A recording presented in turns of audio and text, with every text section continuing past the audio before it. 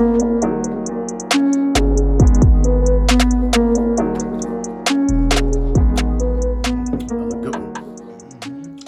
or the All right, welcome back to another episode of Knicks Morning Coffee. I'm Mr. King. Y'all know my partner Joe Cool. What's going on, y'all? All right, today we're going to talk about the Knicks winning streak, our team goals to finish the season, and then of course Julius Randle and his newfound dominance. But first, like, comment, subscribe. Make sure you hit the thumbs up for your boys. Yes. All right, sir. so it's a lot to smile about right now if you're a Knicks fan, because we look at the winning streak that we're on. It's a nice one when you look in terms of those wins we had before the break, and then you look at how we can finish down the stretch. Right. We can make a nice run, and then that Washington game set the tone. Julius is 46 points, 7 3-pointers, 7 for 7 from the line. It's almost like what more could we ask for from him? Because what I liked about the Washington game was the fact that we won. He not only made his routine shots, right? He made the degree of difficulty. And usually with Julius, sometimes he'll make the degree of difficulty shots, but he'll miss the regular shots. So that combination right there, I said, okay, we kind of on to something here. Yeah. So Julius is on a tear. Then I look at who was that in that game that had my concerns, even though he bounced back last game. Oh, RJ. RJ, when you look in terms of these, for us to really get on this run, RJ got it. We ain't asking him. I'm not even asking him no more to be all-star like. I'm just asking him to don't hurt us. Yeah, don't hurt us. Yeah, play your regular game, because what Julius is giving us, and of course we know what Brunson giving us, what they giving us is like, we could look back at the end of the season and say whatever our team goals were, you held us back. Yeah, it was funny because yesterday I was playing the game. I was watching the game, and then RJ coming down again. Randall's wide open. I never thought in a million years, y'all, I'd be screaming at RJ to pass the ball to wide open Randall. Wide open. And it's like every time, it's like you overlooking them because you're trying to, I guess, keep your starting spot or, like, but you could tell. Yeah. It's like Randall is his own entity now. He's being dominant. He's doing his thing. Yeah. Brunson and Hart, they're like Batman and Robin. They're like, they're not going to let us fail. Look, and then you got Mitch come back. Mitch came back like dominant, and everybody showing him his respect. Yeah, everybody got their own entity quickly off the bench. His own entity. He got to step up. You know what I mean? And he got to step up and do his part, because this run that Randall's on, to me, it's the closest I've seen that really resembles him being an all-star. Yeah, like this is the close. Now, he had great games before, but this thing he's doing now, these past couple of games, yeah, I don't know what got it. He looking like an all-star. And then we talk about the Knicks and the Pelicans last night, which also could have been like a trap game, But again, Randall refused to let us lose. Can't take nothing away from what Brunson did last night. Can't take nothing away from Hart and IQ. I'm starting to get a little bit concerned with Grimes. He's still playing good, but it's hard on the defensive end. But you got to knock them time these shots. We get on Fournier about that. You got to knock down them time shots. But again, he kept their guards under control. Bradley Beal didn't go off. You can't stop him, but he didn't go off. So you got to give Grimes credit for that. Yeah. And then last night, he's on top of his man. He's doing his thing, but for me, the most important thing besides the defense is those timely shots. He's not, like with Fournier, we not running plays directly for Grimes. Yeah. You know what I mean? Like, he is shocking. Like, last night when we played the Pelicans, they was not even trying to let Grimes be open. Yeah. Like, you could tell full court press. I'm like, what am I watching right No, now? he was creating separation. About the game. Like, yesterday, they was playing the Knicks like they was fighting for a spot yesterday. Yeah. Full court press in the beginning of the game, we was only up, it was like 10-3 or something like that. Yeah. I'm like, damn. Yeah, they holding like on. that already? Yeah, they trying to hold on. I think they in like 6th place or something in the West. So they're trying to hold on to their... Yeah, so we 6. Should really be 5th, but I think Nets play tonight. I think Nets got they play this afternoon. Yeah, we 8 games over 500, which is impressive all by itself. Yeah. We 5 in a row. We in 6th place, but then I look at we're half a game behind the Nets, and we 2.5 behind Cleveland. So the 4th seed is staring us right in the face. And then, less serious note. So me and the group chat was talking. It was funny how after the dunk contest, they like, Mitchell got to come back. So we can't do this anymore. Jericho was quiet. We ain't seen him, heard from him till, yesterday? At the end of the game, and he finally cracked a smile. I ain't never seen that. Oh, yeah. Yeah, I noticed that. Finally cracked a smile. Because I think he probably thought they were chanting for Jericho, but they were chanting for Derrick Rose. Yeah. Like, it sounded like Jericho, but it's really Derrick Rose. Derrick Rose. And that made me feel good, too. Yeah. I say he's a Knick. I don't know what he was doing on the bench. I know he was an impact for Quickly. I know he was an impact for a lot of the guys like McBride. But I didn't know. He's a mentor. Yeah, I didn't know where his leadership held with all of them. With Taj Gibson going, it was almost like 1A, 1B. Yeah. Well, with Taj going, I didn't know where Derrick Rose fit into that. Well, you see what Julius said in the press conference last night, the post-game show, that Derrick is a legend. And he said he's always helping me every day. And we already knew what he was doing with Quickly and them guys from the past years. Yeah. Getting in their ear. And they said it themselves. For him, rather, it's easy for him to sit on the bench because he know the impact he's having with them out there on the floor. Yeah, because he said he hasn't even been thinking about asking for a buyout. Yeah. I know Fournier type, but you make too much money. Well, he want to play. You want to play, but listen, you had your shot, you blew it. Like, all you had to do was shoot. So now, I don't know where you want to go at. So now, Melo, how does this affect the Knicks? Now everybody want Melo. I hear the Lakers want Melo back. I hear the Suns want Melo back. I want Melo back. So now the rumblings. So now I don't know if this is a contagious thing, like people just follow the hype, or people now really see the vision. Because Melo don't hurt you. He only helps you. Yeah. And this new Melo, remember, he's not the Melo that's saying, oh, when I come in, y'all need me to be the guy. If you went to the Knicks, you know who the guy is. If you went to the Suns, you know who the guy is. If you went to the Lakers. So now, how does it affect? If we can't get him, this is like, if we got him now, it'd been the icing on the cake. I ain't gonna lie. Yeah, he won't hurt us now. Yeah, again, he won't hurt us now. And I've seen that with teams. Is that the stuff that I've been reading, I don't know how definitive it is that the teams really want him, or is that people putting it out there. Yeah, I think the Suns is just, KD made a comment. KD did? Yeah, so KD said, like, he was talking about Melo, and I think they were talking about Derrick Rose. Oh, yeah? I think KD and Chris Paul, right? Oh. Because Derrick Rose, people want him to get his ring, too. Yeah. So, hence why I say we got to keep him. Because if all else fails and we can't count on McBride, maybe stage fright or whatever, you know Derrick Rose is not going to have that stage fright. He didn't have it last time. Who else? I just wanted to bring up Dwight Howard. Had a fight over there in his... he always getting into something over there.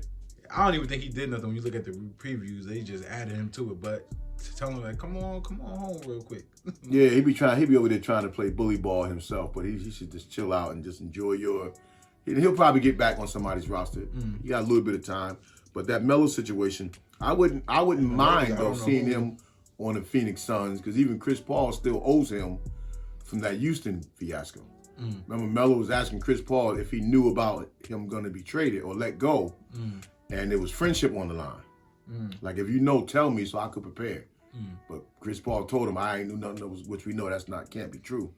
You're going to know something. Yeah. So I wouldn't mind, more so than seeing him on the Lakers, I wouldn't mind seeing him. My only concern about Phoenix, and I say this all the time, is Chris Paul is one of them stars that, he's a superstar and he's hard to guard and can't stop, but he hasn't done it by himself. Leadership, I don't know how far his leadership extends. KD is another superstar that you don't know how far his leadership extends on a team. Like, usually somebody of his caliber would have had a ring already. So I don't know why somebody like him, with all the players he played with, does not have a ring. You understand what I'm saying? KD only got the ring when he went somewhere where the leadership was already there and winning, like a winning team already. KD hasn't done it. You went to the Nets, you haven't done it. You was on OKC with but he had Westbrook better, he had better players with the Nets. You're talking about superstars. I'm talking about Chris Paul was just on a team with Well, he was on the team with Harden, and you can't really count Blake and DeAndre Jordan. Blake was, I don't know. Yeah, that team had a good chance to make runs, but you couldn't really pencil them in as a championship team, even though them Clipper teams were pretty good. But they wasn't. And then you didn't have the A-list star. Yeah, you went to Houston. There? You was over there with James Harden, and then you had Melo for a few minutes. And then I know they had somebody. So else. Harden ain't winning nothing. All right, so now you're on the Suns with. And now you're on the Suns with Booker. Right, but of course you still didn't have enough. But now you got KD. Now you could be held accountable. So yeah, my only concern is for Melo anyway. You get over there, and something still doesn't click. They have to still mesh. Nah, that would click. That would definitely click because even if he, of course, he's not going to start, but there will be times when you're out there with KD, Booker, and Paul. So now look at the attention. You just wide open. You just at the 4, wide open for the shot because Booker and KD going to draw the attention in the double teams. Chris Paul is always a threat to score. Aiden running. Now you just got Melo out there being a sniper. Yeah. So that would work for him in spots more than so much going for the Lakers. Because we know that Chris Paul and KD don't look for him. Yeah, I wouldn't want Melo to go to the Lakers and do that to himself. I wouldn't mind him back at the Lakers, though. I mean, I wouldn't mind him in being a Laker, but who wouldn't mind being a Laker? But for him, I mean, just to play with LeBron again. You go to the Suns and try to go get this ring. Yeah. Or just go back to the Knicks. Yeah, and then you talking about the Suns now. You talking about the Dwight Howard. That would be a good fit. For the Suns, backing up Aiden, because what's gonna help them win, meaning the Suns win a championship, is gonna be the intangibles. It ain't gonna be the star power. It's gonna be what the other guys do, because they're gonna get their numbers. But as that too relates to our team, we still the Knicks have a chance to do something real special, because it's almost like our guys, even with Julius and them, they starting to understand their abilities. That what we can do as a team, what we do together is way better than what we can do individually. Individually, the guys have to play good. Like Julius and IQ and Brunson, and we should be saying RJ, but them 3 guys gotta play good because IQ is the heartbeat of the bench. So they gotta play good. But it's the unit that we all out there together. It's like it's almost like they starting to understand that this year is gonna be magical for us. And then when you start now bringing back Mitchell Robinson into the fold, what you were saying earlier, now his timing still got a problem. His conditioning timing. Yeah, I seen him in his rhythm. Yeah, because even those dunks and stuff he was getting, that's just on memory and impulse. But when his rhythm and timing get down, and get his legs under him, now look at the next level we could go to. Yeah, I don't know. Maybe he gotta, because I remember he dropped all that weight, and then he felt like he was getting tossed around too much. Yeah. Then he gained the weight, and then he just can't. Now he can't run as fast. Yeah, he gotta find a balance of both. Like he gotta. Well, I think too. He thought when he dropped the weight, I think part of that was that he thought we was gonna be using him more offensively, and then he could use his quickness on people. So now you start seeing that's not the case. So now I'm gonna be down in the trenches. Like Tibbs not letting me step out and do no other stuff. So now maybe I got to put this little muscle back on. But either way, there's a lot of slim guys he could that do what he do. Yeah, but he could have dropped the weight and did more lower body core workout. I don't know why he's getting injured like that or why he felt like he was getting tossed around. Because you did see that he looked at a little slim, like he was looking real slim. Yeah. And he just did not like it and then came back the next year big. Yeah, but he plays off balance. You're gonna get knocked around when you play that the way he do. Some of that getting knocked around is not being pushed around because he's active on both boards. So now when you're active on both boards and you're anticipating shots going up, you're reacting. And say the person you're reacting for an offensive rebound, but the guy didn't shoot it. So now you kind of off balance. So now by the time the ball swings and the other guy shoot it, a little nudge knocks you off balance. I don't think his is being more pushed around. I just think he's anticipating when you attack the rim on both ends of the court, you're anticipating going after every rebound. But if guys don't shoot it when you're trying to get in position, now when you got to reset, the other guy is set. So you know he was strong even when he came into the league. Yeah, it's just understanding where you fit on our team. You know, if we went to a team that treated him like the Nets did with Jarrett Allen, he'd probably be an all-star. Yeah, you know, but he's finding his rhythm, he's finding his role, and accepting it with the Knicks. That don't mean that he still don't want more. But I also with our team, like with this post All-Star playoff push we was talking about earlier, and you know, it's a whole lot. It's so much for us to look forward to when we talk about making the playoffs and then holding on to the 6th seed, fighting for the 4th seed. Now, what's more important, fighting for the 4th seed or holding off the 6th seed? You know, like you could try to do both, but it's like what could be more important for you? Looking at it, I was saying try to at least get 5th by yourself. Try to pull away from the pack, because where they're at now, they didn't pull away. But if they lost again, they'll be all right. They'll be in 6th. Well, we creating separation. We 2.5 so now over the Heat. Nets is gonna keep losing, right? So they're gonna keep dropping. Atlanta gonna eventually catch up. So you at least want to pass the Nets and create that separation from Atlanta. I don't know if you're gonna get close enough to chase 4. Well, you're 2.5. You chase 4. Look, but I forgot who was there. Who was that for? Cleveland. You're 2.5 from Cleveland. Cleveland got to play. I looked that up this morning. Cleveland in their next 3-4 games, they got to play. I think it's like, I don't know the order, but Philly, Boston, Detroit, and Milwaukee in there. So Cleveland has we got to play Boston twice too, though. Yeah, but I mean, we when we look at chasing the standings and the tier that we on, it's not far fetched. Like you can't say that Boston's gonna walk. No, I mean like in general. You chase 4, but you can realistically look at create that separation. Right, and we're doing that with we're 4 games ahead of, we're 2.5 ahead of the Heat, right, and we're 4 games ahead of the Hawks. Now, mind you, teams also got to play each other. That's why for us to take care of our business, because even trying to catch Cleveland, if that's our goal, then Cleveland still got to play, you know, Milwaukee, the Heat. They got to play all those teams. So somebody got to lose. Or we can take care of our business. And then who plays the play-in again? 7, 8, 9, and 10. 7, 8, 9, and 10. So you want to stay far away from 6. Well, I mean, it's gonna be hard to stay. You don't want to be in 6th place, fighting for a position in between 6 and 7. You don't want to be fighting for a spot just to not play the play-in. Well, it's better to just create the separation to give you a little bit of break. But that's why I say that play-in, you're gonna be tired trying to get into the. That one game play-in, anything could happen. Even if you're 10th, because we proved that we could play on the road. So let's say you fell to 10. Let's just hypothetically, which is gonna be hard now because people trying to lose. The bottom people ain't gonna be trying to win. But if we had to go on the road at 10 for one game, you're playing somebody in your caliber. Or maybe we should be better then. Yeah. So if you got 6 fighting for 4th for the home court advantage, and we see what the home court advantage did to us 2 years ago, it didn't really help us. But now you get back with the experience because you got the Garden Faithful behind you. But, you know, we talked about which really don't have to be a pipe dream of chasing 50 wins. That hadn't been done in several years.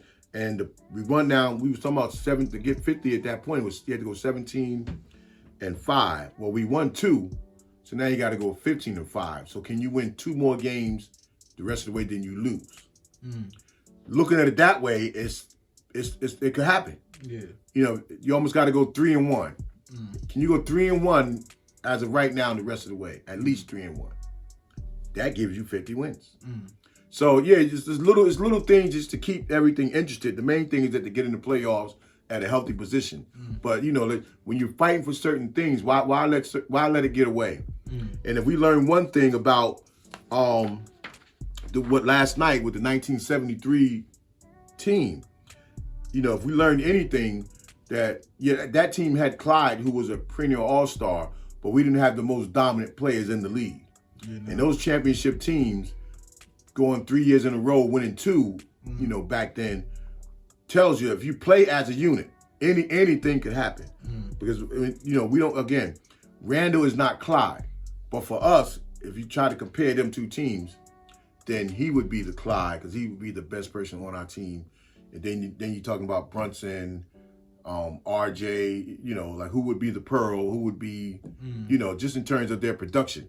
So, I like that last night, and I like the fact that they brought back some of the 90s Knicks. I understand why they didn't bring back Melo. Yeah, I was about to say and they didn't even say Melo wasn't, like you had Maury there. I understand the 90s guys.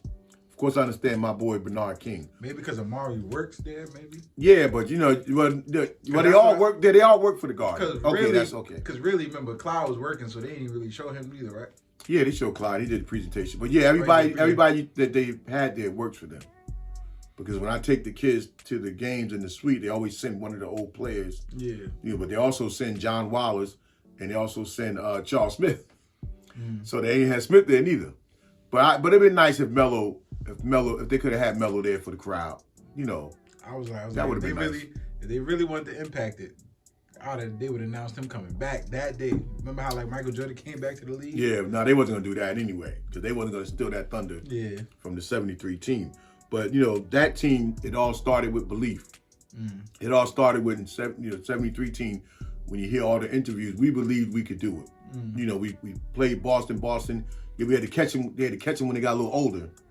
But Boston Lakers constantly beating you, and then you break through for 3 years, where you go to championship 3 years in a row. You know, and you win 2. So that having the guys see that, and it was nice that Julius, you know, impact that, and it was nice that even Patrick Ewing, you know, to go on the Jumbotron and even talk about that himself, of how those guys always helped him out when he was there. Because we didn't know that, because Patrick didn't talk. So we didn't know the impact that the old Knicks had on him. Yeah. So I like where we going as a team. I like this push that we on. And I also like that we don't know what our ceiling is. Well, at least now when us as Knicks fans, we talk about the Knicks and announcers, at least now it's more, for me, realistic. You know what I mean? It's not like, oh, this is our superstar and this person is this. No, you saying what the actual role is. Julius Randle is super dominant when he's playing the game. He needed somebody to take some of that pressure away. Yeah. They just can't triple team him anymore. Nah, heck no. And when he throws it out, at least you're throwing it to people that know what to do with it. You know what I mean? They ain't got to sit there and guess. Yeah, there's little things we got to work on. Mitch got to get his win back. But once that happens, I think they can't really hold us. Yeah. Like, I don't want to call it a bully ball because maybe they just don't like that term. Every time we bring it up, they start pulling it back. Yeah. Every time the media puts it out there, they start reeling it in. Well, even the foul, the offensive foul on RJ with the elbow to Richardson's face, to me, that wasn't even... It wasn't even that bad. That was a regular basketball move that RJ had. But you know what's crazy? They don't call it on Hart. Yeah. Hart be bumping into people, running into people all the time. Yeah, but that's part of it. It's offensive move is to go body first and then shoot. Because I like his transition from defense to offense. I like that about Hart. Yeah. Like he's very for the open man at the same time flying down court. Because remember, he's used to handling the ball too. And we talked about last week how he can spell Brunson rather he's playing the pointer off the ball. You can let Brunson get more rest in the early part of the fourth quarter because you see now that we got Hart, you see Brunson staying on the bench a little bit longer in the fourth quarter because Hart gives you that. He can play on and off the ball on offense. So now we don't lose nothing, and that just going to show as he even get more comfortable with the Knicks, which I don't know how much more comfortable he can get. And then when Grimes even really get to where, you're going to be exhausted always guarding the best perimeter player. But when he can get that Klay Thompson mentality that on both sides of the court, I'm dominating no matter what. What I would like to see, though, because Brunson is so... I don't know what to say, like actively, like using his body. Maybe when we winning by a large number, just bring McBride and let Brunson sit even longer. Because you don't want to be, because the way he played, I was watching the other day, he sacrificed his body a little bit more than average. So I don't want him to get all banged up. Last night was crazy. By the time, because he's like all in. Yeah. Like I said, he's not letting us lose. Yeah. Him, Hart is not, they not letting us. Yeah, the only thing I would be scared about. Transferring over to Randall. Like, they not Well, we know Randall's the star, but we know. I mean, I acknowledge that Brunson is the clutch player. Yeah, he's the clutch, and I don't think Tibbs last night he could have took Randall and Brunson out way earlier. He really didn't have to bring them back, honestly. But I think he just realizing that what we up against, we can't let these games get away. Yeah, no. But I think, especially having Hart to do the little things, we can trust Ike. We can trust Deuce if we got to do that. Yeah. And not only that, when you got IQ, Grimes, and Hart, you got people that everybody can handle the ball.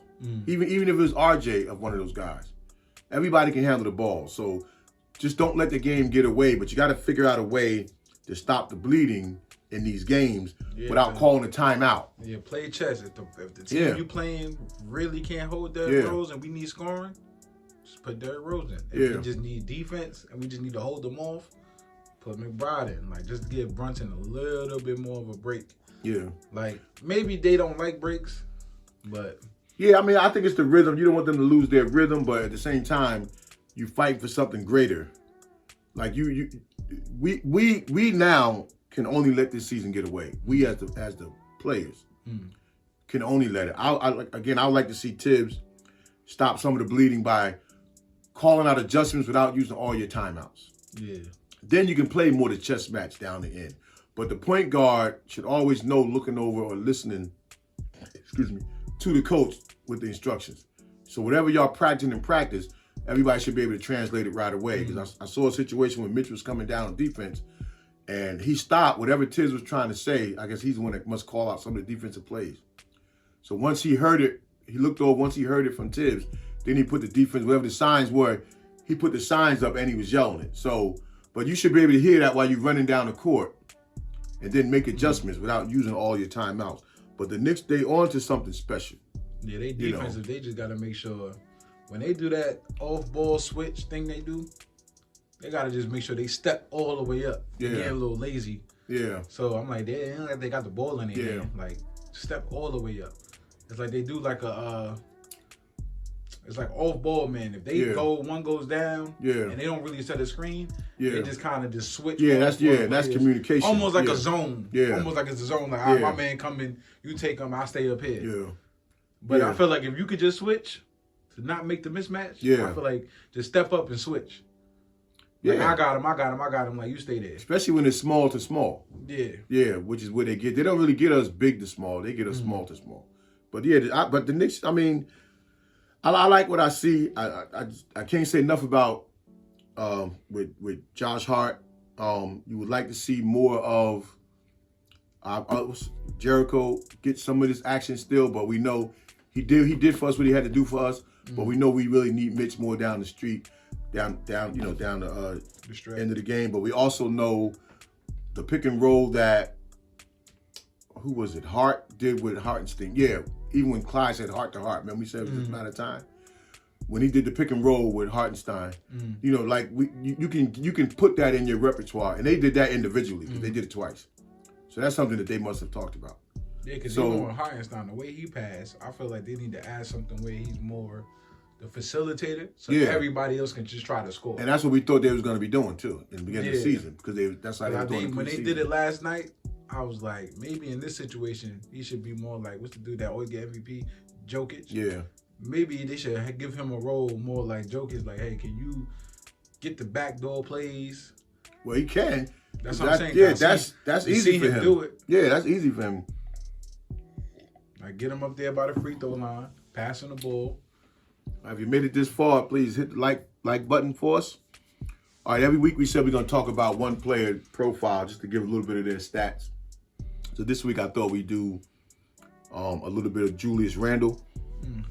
Just because of the tear. I really wanted to do this and talk about the other guys, but the tear that Julius is on, especially the last two games, but even before the All-Star break, he just can't be ignored that he's one of the guys in the league. Right.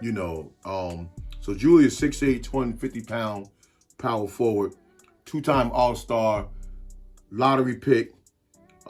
He averaged 25 points a game, 10.6 rebounds, 4.1 assists, which I thought that was more, 46.2 Field goal shooting, that's excellent for him.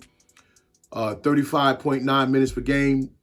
That should be about right, especially now with Mitch coming back. He don't have to log as many minutes because Mitch grabs a lot of rebounds, which I think he's probably in there a lot because of the defense rebounds. Like they don't talk about enough of his rebounding in traffic. Yeah. You know, so that's why he got to be in the game a lot, even when he's not scoring. From three, he's at 34.2. That I would like to see that up a little bit more, but he's on a tear right now, so that's probably going to go up. He's 75.9 from the free throw line. Excellent for him. 2.8 turnovers. Sometimes, I mean, for your star player, that's a lot. But for Julius, sometimes he get into that stuff where he just gotta get his Kyrie on. Yeah. So we can live with that because when it's not, especially when it's not hurting us. And then like the 0.3 steals, 0.7 steals, and 0.3 blocks. But the best thing I like about it is that not only that he's starting to demolish the other mid-level all-stars like himself. You know, like Siakam and, you know, they had Bill the other night. You know, everybody, you know, even Ingram last night. You know, guys that are on his same level of all-starness, he's starting to, as a team, being our leader, right. He's starting to dominate that. And, you know, then he's just having a great season all the way around. And once he acknowledged, and I think he's starting to acknowledge that, you know, I'm one of them dudes now. You know, when people might not be paying to see me, but when they come there, they feel me. They know I'm out there and they know what I'm going to do. So that's just the overall thing for me with Julius Randle. He is starting to become the all-star that been attached to his label. And of course, we'll never see him in the light that we do LeBron and KD and you know, the Greek Freak and all them guys. But even to me, Tatum is still on that second tier all-star. You make it deep into the playoffs. The roles do reverse. Right? What was the dude name on the Raptors? The point guard. Kyle Lowry. Right? Nobody looked at Kyle Lowry like that. You know what I mean? You get to the finals and win.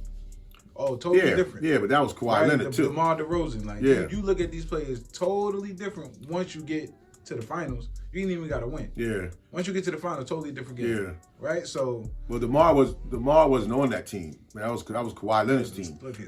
But all these names that we're talking about, and because they got to the finals. And he's dominating. He's dominating in these players. So, we got to make that run. If you can't get to that run, to get that deep, let it be because that other team just was way better than you. Not only because you couldn't match their star. Right. It shouldn't come down to, you know, Giannis had 45 and you had 25. If Giannis got 45, you got 35, 40. Because it's going to be the game decided by the other guys. And decided by the star player because I balanced you out. Now, he ain't Giannis because he don't get as many shots probably up at the rim. But you got 40, I got 35. Now, who else did something? And we know Brunson going to be there. Yeah. You know, he got the clutch gene. He's done it before. So, hey, the Knicks, you know, they rolling. I'm loving it. I'm sure everybody else is. And by the time y'all see this tomorrow, we would have Boston tomorrow night. Yeah. And to me, it's not even a test that we got to play Boston because I think we already proved we can beat anybody. Yeah. Now it's the Knicks' own individual players just putting together that package for 48 minutes and going out there and play ball. We ain't got to prove that it's Boston or Milwaukee. Boston been on a run, but I don't like the physicalness of the Knicks. Yeah.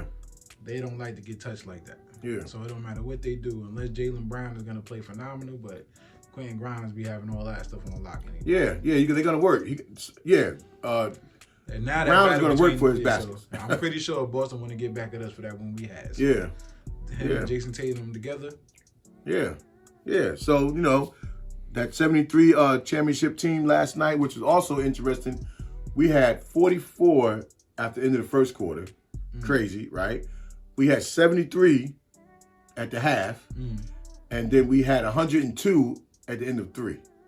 And then the good thing, too, you poured it on in the fourth quarter. You didn't let up. Yeah. You still scored a lot in the fourth quarter. So all these are signs that the Knicks are headed in the right direction. The teams in front of us should not still be our obstacle. Like Boston is Boston, one of the best teams in the league, but we still should be able to play and compete with Boston. Yeah. So I'm looking for them tomorrow still to go in there and get the win. You know. But again, make sure you like, comment, subscribe. Give us them likes, please. All right, until next time. Tell somebody else to subscribe. Please. Yeah, tell somebody else.